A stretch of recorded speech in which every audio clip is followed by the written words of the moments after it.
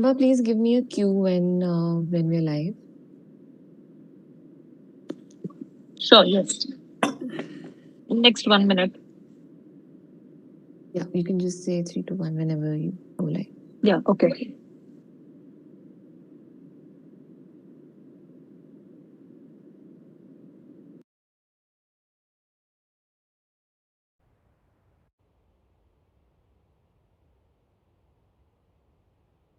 Oops.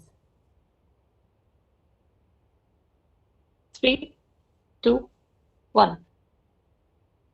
Hello, everyone, and thank you for joining us live today.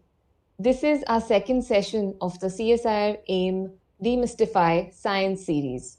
My name is Swati Rao. I am the Innovation Lead at Atal Innovation Mission, and I welcome you all for this very special session. In this series, the Demystify Science series, we will bring in experts from the science and innovation field, scientists, thought leaders, to take up one topic each and demystify it for you. The goal is to make science and innovation approachable for all students, to know that this is the world of science and this world is not to be scared of, but to discover and enjoy. Today we have with us Dr. Chintan Vaishnav, our much loved mission director of Atal Innovation Mission. Dr. Chintan Vaishnav is a socio-technologist, an engineer who's trained to design and build large-scale systems. Dr. Chintan is also associated with the Massachusetts Institute of Technology in USA, and as a teacher, innovator, and an entrepreneur, he has split his time between teaching and research at MIT and living and working with rural communities of India to build solutions that can overcome constraints which are fundamental to improving their living conditions. Today, Dr. Chintan will be talking to all of you and to us about how to demystify innovation. So, we welcome you, Dr. Chintan, and with that, I hand over the stage to you. Thank you very much, Swati, and greetings everybody from Atal Innovation Mission. It's lovely to be with you. And today we're going to talk about demystifying the nature of innovation.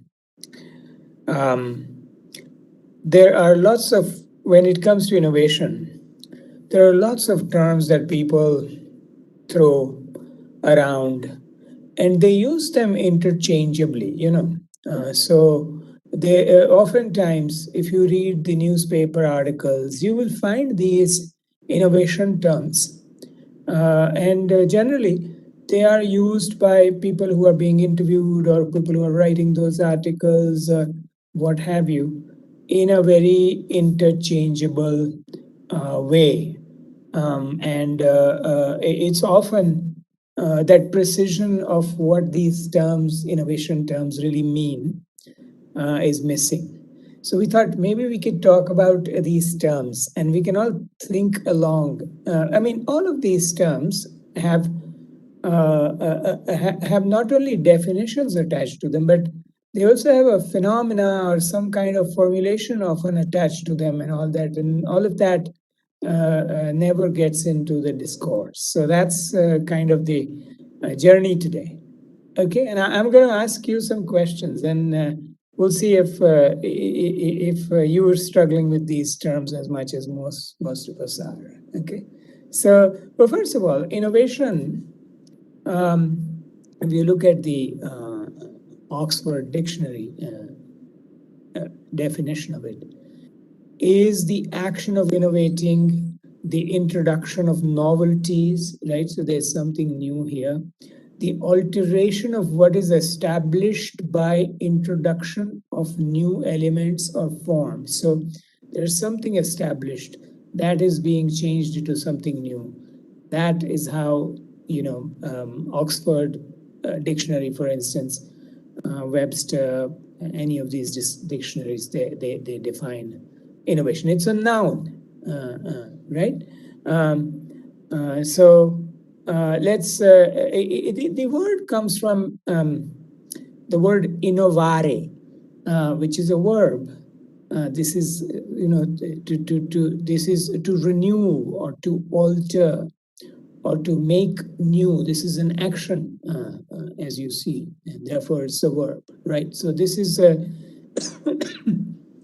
So innovation comes from innovare, and innovation requires, obviously, to be able to innovate, you need a culture of renewal. People have to be willing to change. A culture has to be willing to change and accept the new ways of doing things. And that's how innovation comes about. Uh, and it also requires not only an idea, but it also needs the execution of an idea. So the idea by itself, I mean, it may have value, but it is of much less impact than when you execute the idea. So idea and execution is what we are talking about, right? So let's plunge into the nature of innovation here. So think about these concepts. People say incremental versus radical innovation. Right? People say, oh, this is radical innovation, or this innovation is merely incremental.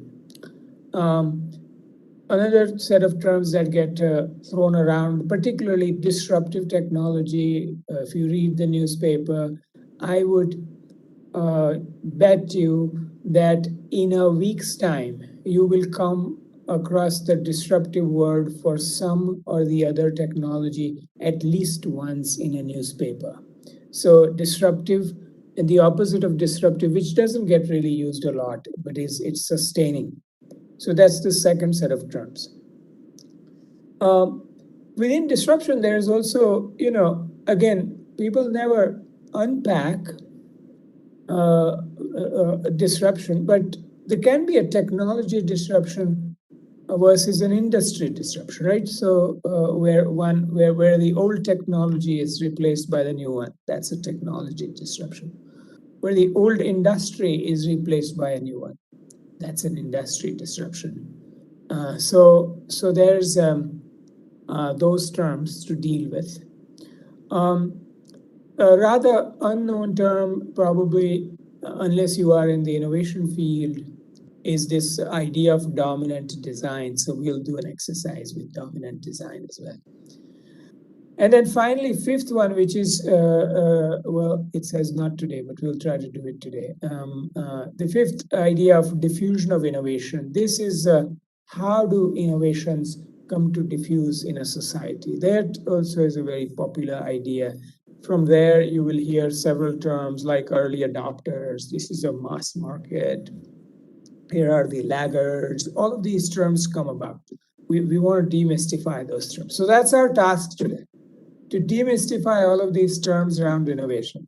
Why should we do this task? We should do this because if you are interested in innovating, you want to have the same vocabulary. So, when somebody says radical innovation, they mean the same thing as what you think they do.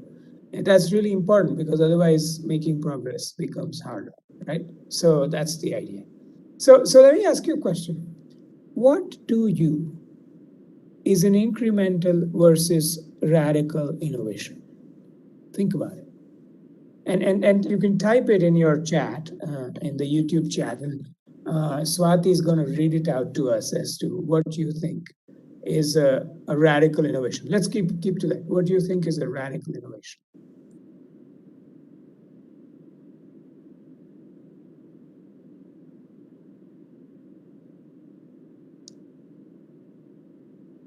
And we'll let a few people write before we move forward.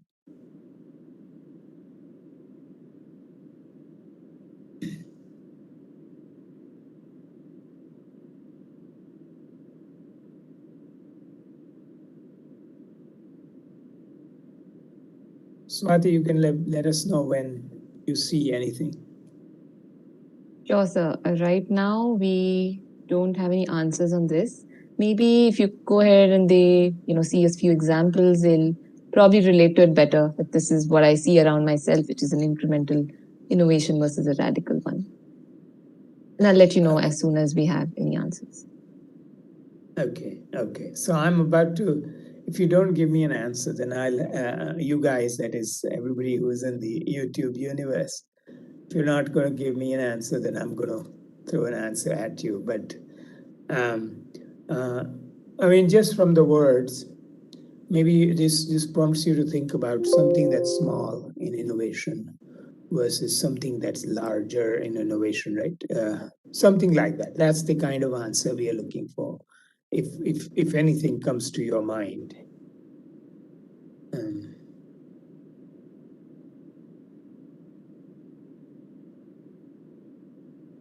if So it we doesn't, have one answer okay. from Krishnan, who's saying radical means groundbreaking and incremental means to make small changes to existing innovations. Okay, that's a great start. That's groundbreaking. We want to. That's a very nice word. And what is interesting is all of us have some innate sense of when somebody tells you feels groundbreaking, right? You say, oh, well, this is really, foundational. This is big. People say all of that, right? So, so you're absolutely correct. I mean, it's something big. The radical innovation. It's a groundbreaking innovation. Let's take some examples, and then we'll come to defining it. We Okay. have a few more. If we have a few more answers to that. Yeah. One is from Kiran sir, who has replied saying new model of a car based on existing technology could be an incremental innovation, while a flying car could be a radical innovation.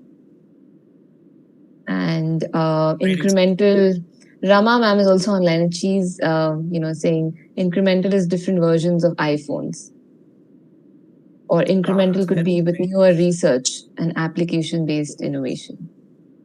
It's very nice. Yeah, yeah, yeah, yeah. Yes, no, I think those are both great examples, actually. So just along the lines of what Kiran was saying, the Wright brothers, for example, when they invented the airplane, right? There was a radical innovation.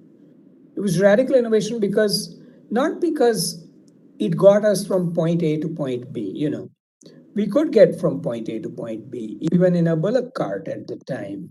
We could get there by bus, we could get there by a horse buggy, uh, and so on. So the objective of going from point A to point B was could be achieved through various vehicles at the time, right? But all of these vehicles, if you look at a horse cart versus a bus or versus a Model T of Ford Motor Company, etc., all of these were solutions that were against a constraint, which was that you had to be on the ground, right? The ground, being on the ground, was the constraint. When Wright brothers succeeded in flying a plane, it also got us the same objective of going from point A to point B, but it overcame a fundamental constraint, which was that you have to be touching the ground, right? So a radical innovation, so think about it this way. A radical innovation is one where uh, a fundamental constraint is overcome, right? Let me give you another example here. Then we'll come to a formula. Let's see, are there other people? Okay. So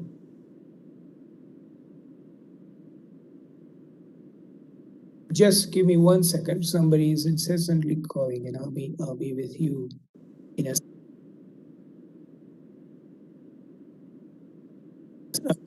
So so think about this example. When we started to make phone calls, uh, we used to have these operator-based dashboards, like you see the women sitting in this picture. This is 1930s, where if I called Swati and we were in the same town, then the operator in between received my call on one of the lines, and then she knew which line is Swati's line, and they connected these two lines with a wire physically, and that's how I got connected to Swati. So this was a human operator making the interconnections between people, right? Oftentimes people give stories like they would even talk to you because most of the times they would be people in your town and they'll say that, hey, how are you doing today? What do you want me to, who do you want me to connect to, etc., etc. So now, if you follow the different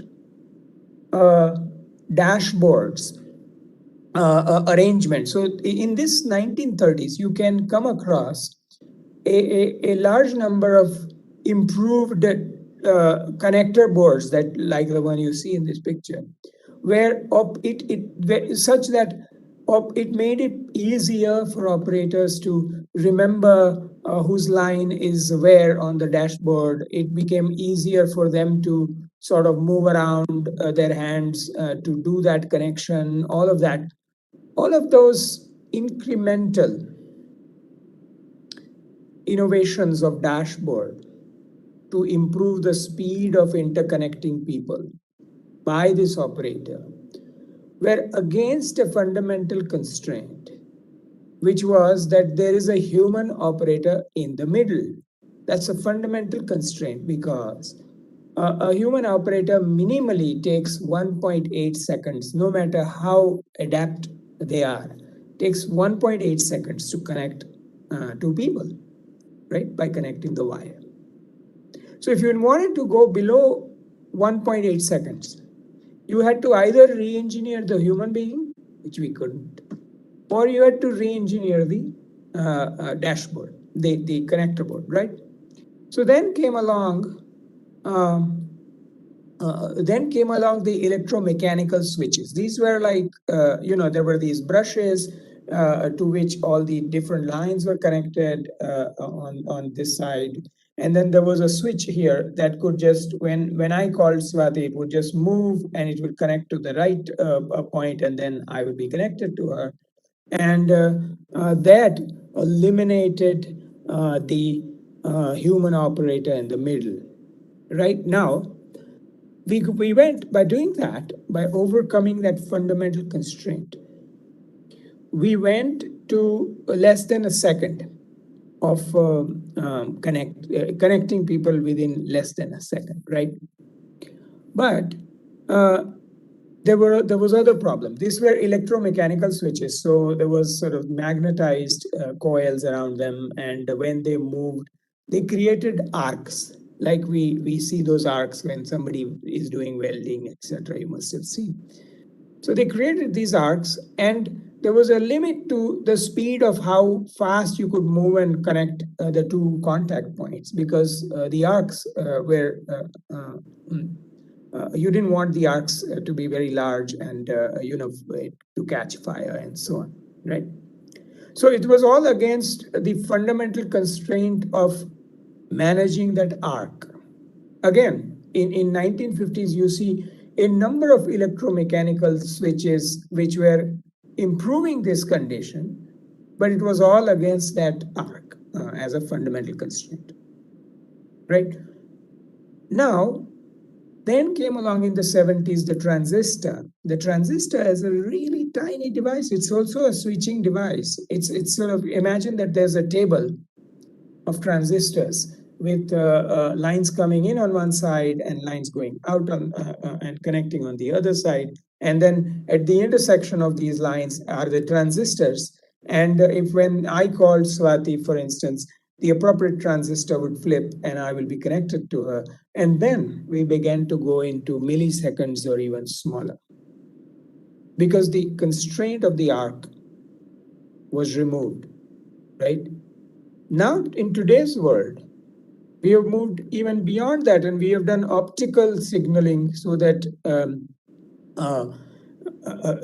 even there's nothing to turn on or off. It's just to open the gates and connect optical signals. So, in all the cases, here's what we're doing, right? We have an objective, some objective function. This is the engineering formula, okay? But it talks about the same thing that I just talked to you about. There's the objective function. This is the objective of getting from point A to point B, like in the case of the airplane, or connecting a person A to person B, like in the case of the telephone, and so on, right? And so the objective remains the same. Then you have, for each set of incremental innovations, you have the input variables that you can sort of modify.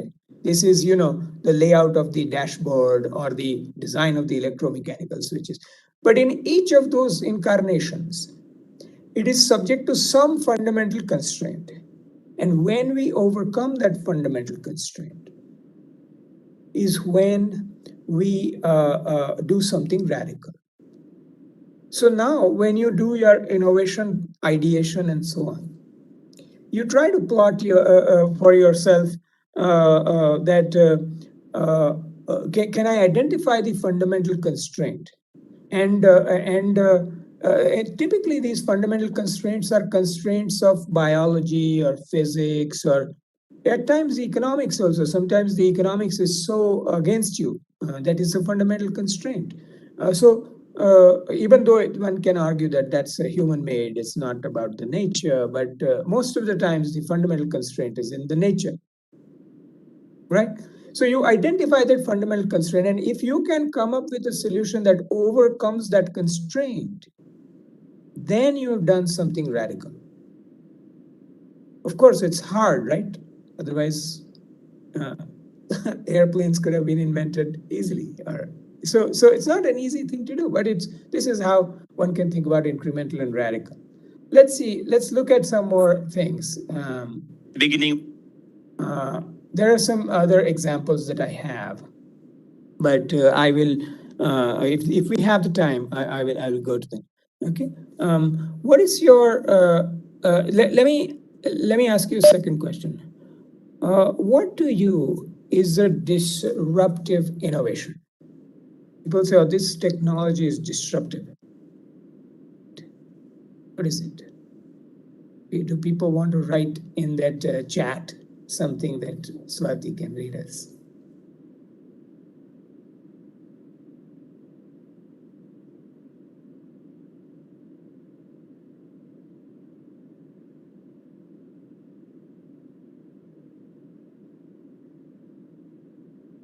Still awaiting answers.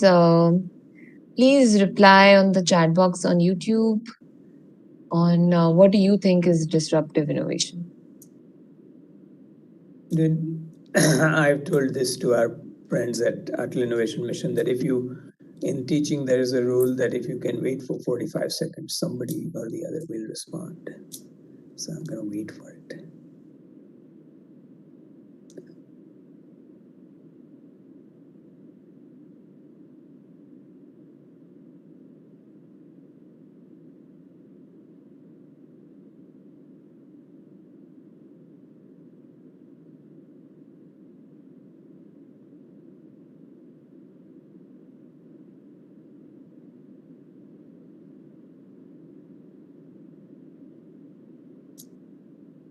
Anything new and interesting? So we have one answer from Utkarsh Ahuja. A disruptive technology could be that it applies to many use cases. Okay. All right. That's great. Yeah. By the way, Swati, you can skip reading the names because people may be conscious that you're not going to raise my hand. I don't know about it. Right. So we have one more. A disruptive innovation is an innovation that creates a new market and value network and eventually displaces established market leading firms, products, and alliances. Wow, this is a proper definition. We also have disruptive innovation occurs when new entrants challenge incumbent firms, often despite inferior resources, which means that these are disruptive innovations. Or we have another one which says that it is a product or service initially that takes root in simple applications at the bottom of a market and then disrupts the market. For example, a self-driving car can disrupt the driver, hence can be considered a disruptive innovation. Yeah. Okay, that's fantastic. That's fantastic. And I think some of them are actually the innovation and entrepreneurship, innovation and organization uh, definitions from the literature. So let's and I'm going to say something similar, but I'm going to say with an example and give you a one way to think about the most popular way this term, or the most well, this term was coined, the way it was coined, and then we can talk about a few other things. So let's see.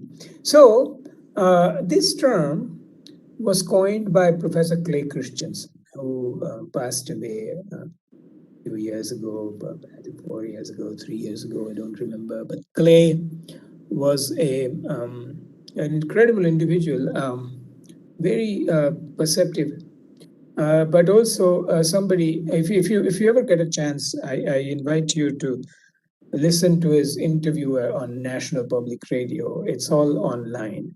But somebody who identified a very fundamental pattern that not only affects firms, although he was studying firms, but once you understand this pattern, you will appreciate that this can apply to even individuals, it can apply to even nations, it can apply to cities, and so on.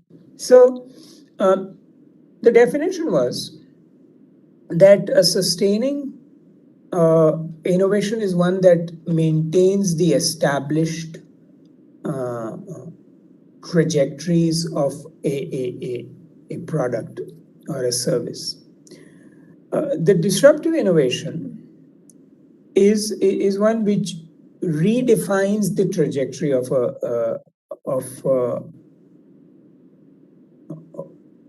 trajectory of sort of performance. In other words, it introduces a new way of thinking about the performance of something. So think about and typically what Clay's observation was that here what happens is that where there's somebody used the incumbent and entrant firm. So incumbent is the firm, is the companies or the set of companies who currently control the market, right? And entrant are the firms who are oftentimes they are startups, etc. Right? They don't have much market, but they are the new ways of doing the same thing. So think about a telephone. I was using a telephone example before, so let me continue with that. There's a firm, a landline telephone, right? We used to have BSNL, was the main landline provider. When a firm has when a firm has higher price, higher primary performance, or performance along a dimension that's accepted dimension, but lower ancillary performance, that is the new dimension of performance, as compared to an entrant. Under this condition, a financially strong, customer sensitive, technologically deep, and rationally managed organization may fail to adopt critical new technology or enter important markets, and it may die. So here think about again landline phones. In the United States, it was AT&T. Here we had BSNL versus Skype in its early days. Today you can call it WhatsApp calls. It's the same thing. But in each case, the landline has a higher price. So Skype or WhatsApp is free. So it has a higher price than the entrant. The landline has a higher primary performance than the entrant. So the primary performance is the accepted dimension of performance of any product. So this is in telephones, it is essentially the voice quality and the reliability of the voice.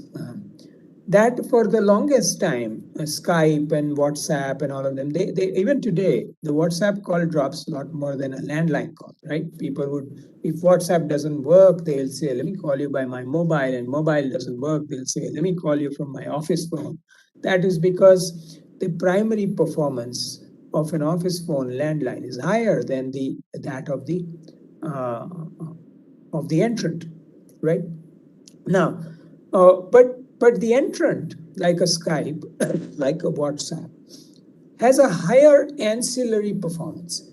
Or in other words, the landline has a lower ancillary performance. This is a new dimension of performance. A WhatsApp or a Skype can let you do video and text and voice calling that landline does not allow you to do, right? So it has offered this new dimension of performance. It has introduced or redefined the trajectories of performance, as it says here, right? And then initially, in all such cases, it says, financially strong. So, I mean, BSNL, AT&T, all of them financially strong, right? Very consumer sensitive. In fact, it's their consumer sensitivity of these incumbent firms that makes them ignore this entrant firm. So when Skype, for instance, when the internet came about, and AT&T, uh, in fact, internet designers, the Internet Architecture Board, approached AT&T that, do you want to build the internet for the whole nation of the United States? And AT&T said that, are you joking? I mean, why would I build an internet? Because internet is not a guaranteed service. Like we were seeing in that picture, that those operators can connect two people, right? It's a guaranteed service. You have a full path from my phone to Swati's phone, reserved for our conversation, for the duration of that conversation. Whereas when you use the internet for conversation, the conversation gets chopped into packets, and packets go over the internet, and depending on the quality, some of them may even get dropped. Therefore, we always hear these choppy voices and all that, right? So AT&T said that, our customers don't want this kind of choppy stuff. They really want high reliability, and so they left people like Skype alone. Right? They didn't go after them. So it is really their high consumer sensitivity that makes them let the entrant turn a blind eye to the entrant. Right? AT&T is also technologically deep. Imagine, I used to work for AT&T Bell Labs. This place already had 13 Nobel Prizes. So there was no, it was, they could have built it if they wanted. But again, they realized that their customers don't want it. And by the time they turned around and said they will also have to do the voice over internet type of Skype like thing, it was too late. This is the argument of disrupting from the bottom, right? So, once again, a disruptive technology is one where the entrant, let's take this Skype, has a lower price than the incumbent, lower primary performance, but higher ancillary or new dimension of performance. Now, this is the definition. Lots of countries can be also, you can think of countries, right? The countries that have a very high degree of well being. And if you've gone to or you've heard about these countries, many of them, some of the world's top countries are having a difficult time promoting science and technology in their young people, because they feel that they have a good standard of living already, and why do I have to sort of struggle along these new dimensions of performance and so on. So you can think of this at a country level. Sometimes when you have personally, you have an advantage, personal advantage of some kind in some situation, you become complacent. That is this story. Right? So this is the disruptive technology story. But now the problem is that this term gets now thrown around for anything and everything. You hear that people call, if you read the newspaper, you do disruptive technology, you do a search online on Times of India or your favorite newspaper. you will hear several people calling several different technology disruptive, because now everybody calls everything disruptive. So I did one exercise some years ago when I was just looking through New York Times, and I was seeing, okay, which all technologies come to be called as disruptive? And I saw a long list. And every year there would be organic LEDs in 1999, nanoscience and chip manufacturing, open source software, online bookstores, internet advertising, digital photography, gigabit internet, online investment firms, online journals. Think about it, this is 2000. We're talking about 2021 right now. Wi-Fi mesh networks disrupting the telephone networks, Segway scooters, Wi-Fi mesh networks, again, alternative energy, peer-to-peer providers. Each of them has some industry connection. Right? They are all in some or the other industry. This is the government's linkage of this technology to that industry on the right-hand side. Keep going. 2005, online shopping, online book content, online commodity features exchange, YouTube for political advertising, YouTube for video content distribution, paint firm, and advertising using social networks. So, and people used to joke about this, that, for instance, Bill Gates said that he complained at one point around this time in year 2000 that everyone at Microsoft pitching a new project invokes the notion of innovator's dilemma. That is Clay Christensen's book. Gates says, disruptive technology is a required slide in every funding presentation. So he said that, everybody's calling everything disruptive. How do I know whether this is disruptive or not, right? So, and this continues, by the way. I mean, it's a very popular concept, so people use it without any particular definitional grounding to it. But so once again, if we look at this idea of entrant and incumbent that we already talked about. Now, in that list that I was just sharing with you, if you take a few examples, take examples of communications, because communications moves fast, those markets, so it's easier to see the change. So let's take three examples. Open source software as compared to Microsoft Windows type of software. Wi-Fi mesh network. This is a network that locally creates, it's a local network created through different points, as opposed to a cellular network that we use for our mobile phone. And peer-to-peer services, as opposed to other types of services, that is peer-to-peer is, Skype and AT&T, Skype and WhatsApp and so on, right? Now, in the first case, in all cases, you will see they all meet the Christensen's condition. So they are, in all cases, open source software. Take it. It has lower price. It's typically free, right, as compared to, say, Microsoft Windows. It has lower primary performance. So initially, a lot of open source software can have reliability issues. Now, a lot of it is actually better, but when it entered, it had reliability issues. But it has a higher ancillary performance, like you can fix bugs quickly because you have the code, you can customize the code quickly, and so on. Similarly, Wi-Fi mesh network also, it's cheaper, but it's not as reliable as a cellular network, but it can have higher speed, for example. So it has a better. So these are all meeting Christensen conditions. So the question is, so Skype again, we already went through that example. The question is, do they displace the existing industrial order? In other words, in each of these cases, do firms, companies that own the market for the old, that's the incumbent firms, do they get displaced by the new firms, right? So again, if you see, in 2000 versus 2007, if you say, I'm going to look at the top software suppliers for the open source market in 2000 versus in their market share. Similarly, Wi-Fi mesh networks versus wireless networking space, top 5 I'm going to look at. And peer-to-peer, again, I'm going to look at top 5. what you see is Microsoft still has 90% of the operating systems market, so there was no disruption in 2007.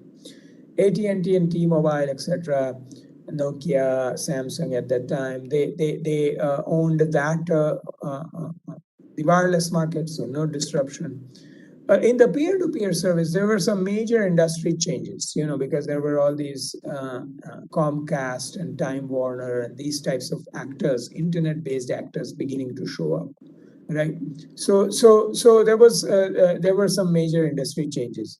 So the point is, not everything that is proclaimed as disruptive goes on to disrupt. Okay, I've taken you through a major deep dive into disruption. Now, so there are really three distinct outcomes. There can be disruption, there can be the coexistence of the old and the new, right? Railways coexist with planes, right? They have not disrupted each other. We may even see for the longest time, electric vehicles will coexist with the conventional vehicles, right? So there can be coexistence. And there are chances where there is no disruption at all. There are lots of paradigms that you will see that we are having really hard time disrupting, even if it is not the most efficient way of doing things. For example, reverse osmosis based, RO based filters, not the most efficient way of filtering water. But it's very hard to disrupt because RO has even become a generic name. People would say, if you go to a hotel, people will ask, ye RO hai kya? Right. So there are three outcomes. There can be a disruption, of course. There are many cases. I mean, WhatsApp has disrupted the landline telephony. There could be coexistence, or there could be no disruption. Right? Okay. Let's go to the next idea. So now the point is, does technology disruption imply industry disruption? In other words, if I displace the old technology with the new, will I have displaced the old set of firms with the new set of firms, new set of companies? I mean, can't old set of companies come to champion new set of technologies? Can't it be the case? So it turns out that if you put technology disruption on one axis, so that is technology disruption versus no technology disruption, and industry disruption on the other axis, so industry disruption versus no industry disruption. And here's what you see. So there are cases when both technology and industry are disrupted. So for example, cameras, right? We no longer use film cameras in that extensively. And the companies that own the digital camera market are Apple, Samsung, because most of the cameras are where? They're here, right? So Apple, Samsung, even in the digital camera market, Kodak is not the leader. Sony is the leader, or Canon is the leader, etc. Right? So here, both technology is displaced. The film camera is displaced with the digital camera, but even the companies that own that market are displaced by the new companies. See another. This is I was saying the same thing. Okay. There are cases where there is technology disruption, but there's no industry disruption. So here's the Ford motor car, the Ford T, the old that made mass production of cars a big thing worldwide. That, for instance, is replaced with a Ford modern car. Technology is disrupted because the engine, the internal combustion engine, and all of the other technological wherewithal is very different than the Ford T. But it is the same company, right? Even now, you see even electric vehicles by Ford and so on. So what we're trying to say is that the technology got displaced, but the industry, the companies that own the market has not completely been shaken, right? So technology disruption, but no industry disruption. Take a case of situation where industry gets disrupted, but the technology may not get disrupted. So, for example, um, uh, moving around a city, what you see is there are all these different modes by which you can move around a city, and sorry, all these different modes by which you can move around a city. They still exist, but the industry is getting disrupted because something like an Uber or an Ola is coming and aggregating all of these people, right? So the ride sharing market is now with somebody else. So there is an industrial disruption, even though the technology underneath is the same. Of course, there's the mobile phone that has, they've combined the mobile phone and, being able to work with the drivers and so on. But the vehicle technology hasn't changed, and still the industry structure is disrupted, right? Now let's take the final example. No technology disruption or industry disruption, as I was saying, Windows continues to dominate the operating systems market. Even for servers, etc. There's a lot of Windows as a market that you see. So anyway, so technology disruption, in other words, there are four different possibilities, right? So it's not the same as industry disruption. Now let's come to a fun exercise. We have we are at 45 minutes. Swati, how much time we have? So we have time till 5, so another 15 minutes. Okay. All right. So here I want you to do an exercise with me. First, I want you to close your eyes. Okay, we will open eyes in a few seconds, so please don't worry. Close your eyes, and I want you to imagine a few things. Okay, ready? Can you picture in your head the following things? First, a light bulb. Picture in your head a light bulb.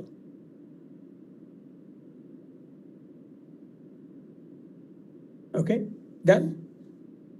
I'll give you another one. Second one. Picture in your head an automobile.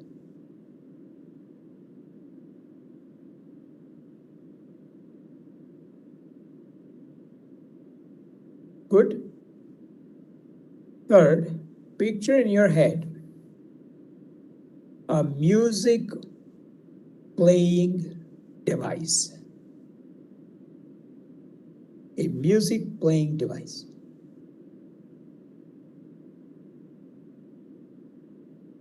Okay? Now picture in your head the final, fourth and final. Picture that you are watching a movie on a screen. Okay, you watching a movie on a screen. Okay, done? All right. Okay. I now want to ask you some questions. Think about it. How many people, and you can write in the YouTube if you'd like, how many people assumed something different than this light bulb that I'm showing here? I mean, a shape of a light bulb that I'm showing. Minor variations don't matter, but any major variations, I mean, how many people thought something other than this?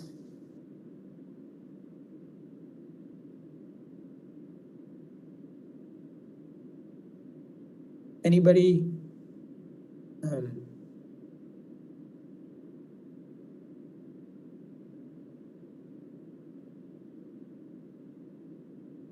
Just waiting if there are any comments on YouTube.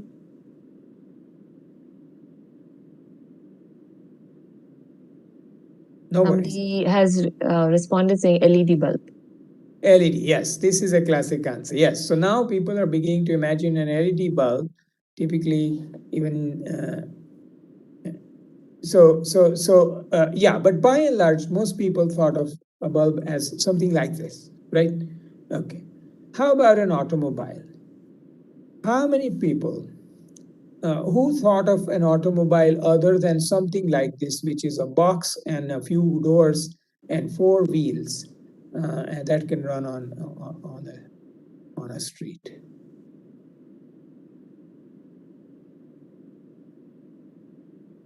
Most people would imagine an automobile to be something like this, right? Now, if you think about the last two examples of music playing device, right? You would find that if it's a large enough crowd, then some people will think of a boombox like this. Some will think of a music player system like this with speakers and subwoofers and all of that, right? Some will say, "Oh, I'm talking about iPod or even their phone with earphones." So in other words, there begins to be a range of different people, different ages, different experiences, thinking of music playing device as something different than the other people, right? It gets even more dispersed when you say watching a movie on a screen. Some people think of this. This is the movie theater. Some think of a TV. Some think of a computer. They're watching a film. Some think of an iPad. Some think of a phone, and so on. And so what has happened is that in the first two examples, there is a dominant design. It is a shape and form of something that you will not be able to violate. If you, most people, when you produce such a product, will think of only something like that, right? The light bulb or the automobile. A very different looking automobile will have a difficult time to sell. So in other words, the dominant design is a specific path along with along an industry's design hierarchy, which establishes dominance among competing design paths. So different people were trying different things, but now when you talk of a certain thing, it is really exactly only this. Most people think of it as a certain dominant design, right? It has gone through a lot of variation and selection. It has come from experimentation, and it may even have reduced the performance requirements, because these are the dominant design that we arrive at are not necessarily the best designs, but they are the most accepted designs, right? And it may not be. It's hard to predetermine what the dominant design will be when it hasn't come about. So in the case of the video watch viewing experience, we don't know in 10, 20 years what will be the dominant way of watching videos, right? Because it is changing dramatically. Just 1 minute, somebody is incessantly calling.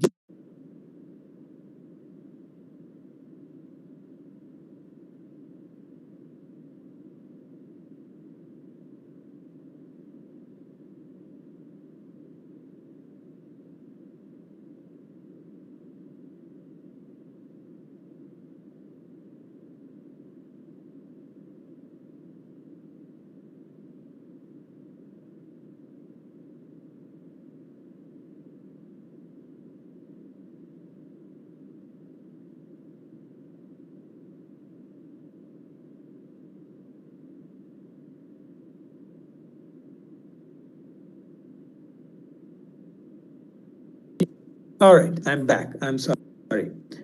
This is the person calling for 5 o'clock meeting. Okay, so now what is fascinating here is I want to tell you that if you look at the light bulb history between 1880 and 1885, then even the light bulb experienced the emergence of a dominant design. This is 1880 to 1896. It used to be like there were light bulbs like this, like this, like this. And even the sockets had a lot of variation. So even something that feels like a dominant form today has gone through a lot of variation. Now, why is this relevant to you, right? Well, it's relevant to you because First of all, if you look at any design, there's a fluid phase where there's a lot of product innovation first, a lot of different things people are trying. The process innovation is not there. Then you go to the next phase where you're trying to where the product stabilizes. So product variation is very low. But the process variation is high because you're trying to cut cost and you're trying to get more sales. And then a final cost minimizing phase where both product and process become really stable. And this is the way you produce this thing. And this matters because if you enter a market before the dominant design has come about, you have a much better chance of winning, right? Where there's less variation, there's greater, whereas after dominant design, there's less variation, there's greater barrier to entry and winning that market. So this is why this concept matters. Let's bring this to a close with a final thought, right? So diffusion of diffusion and early adopters. So diffusion of innovation. This is like, when everybody begins to use WhatsApp, or when everybody is going to begin to use electric vehicles, or when everybody is going to begin to use whatever new technology that you think about. How does it happen, right?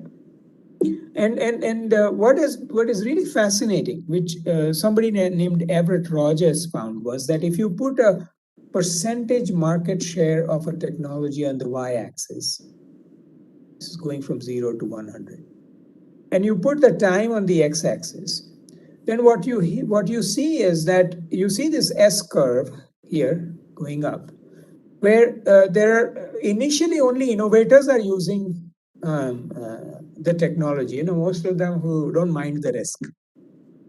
Think about Wright brothers; they don't mind crashing. Then there are early adopters. These are people who love new technologies and they really want to play with it and so on. Then there's mass market. This is the majority of people, right? And then there are laggards. These are people who are most reluctant to change and so on, right? So first you get a curve going up here, then you get a mass market curve, and then you get a flattening of the curve. This is the S curve. Now, does this really, so, and the first are the early adopters. Why does this matter? Because you want to find who these people are. Otherwise, you will not know who will use your risky technology, right? Innovative technology. Therefore, this and identifying such people matters. Now, think about Tesla, for instance. Who are those people who who you think ride a Tesla, right? You will most likely be attracted to think that these are people who have the money, first of all, but they also have this image thing that I ride the most environmentally conscious car, I ride the coolest car. All of these are typically young and old people who have created an image for themselves that they are kind of these cool types and they care for the earth and all of that, and they have the money and all of that, right? So this is the early adopters of something like this. And every product has a set of early adopters like this. And what is fascinating though, here's a 2008 picture from New York Times. So if you take the last 100 years, that is 1900 to 2005, this is the x-axis, the time, right? And you take the percentage of households that had a given technology on the y-axis, you see that every technology has been an S curve. Think about it. Telephones, it took a long time to become 95%, but today, cell phones, very rapid adoption, right? The rate of adoption is very, very rapid with cell phones. But they're all S curves. That's quite interesting. There are some that were like electricity. They were hampered because of the World War II. You see the 1930 to 1945 period when curves flatten a little bit. Some curves flatten a little bit, and so on. But anyway, that's the last concept I want to talk to you about. I think we are almost, yes, we only have 2 more minutes to go. So, but anyway, so remember Incremental versus radical. Radical happens when you overcome a fundamental constraint, right? Think about the airplane. Disruptive versus sustaining. Disruptive is one which changes redefines the trajectory of performance. It has a new dimension of performance for achieving the same thing, but new dimension of performance, right? Um, uh, uh, Dominant design is something, next, technology disruption is not industry disruption. There are four different possibilities, right? Also, there can be disruption, there can be coexistence, there can be no disruption in some cases, right? A dominant design, this is the design, the form of a product that through a lot of experimentation comes to become the form that everybody assumes it would be. And technology adoptions are S curves, and what matters are the early adopters when you are an innovator. So that's the end. Swati, back to you. Thank you so much for that very simple yet effective deep dive into innovation. I think it was a excellent 1 hour spent by me. I can vouch for myself, and I'm sure for all of you who have joined in on YouTube today. This video is going to stay on YouTube, so please do share it with your friends, other students that will be interested, and also with teachers because it will help them pass on this information to more students. And do stay tuned for our Demystify Science series. We are going to be back with many more sessions from many other scientists and thought leaders from India and the world. Thank you for joining and have a great evening. Thank you. Thank you.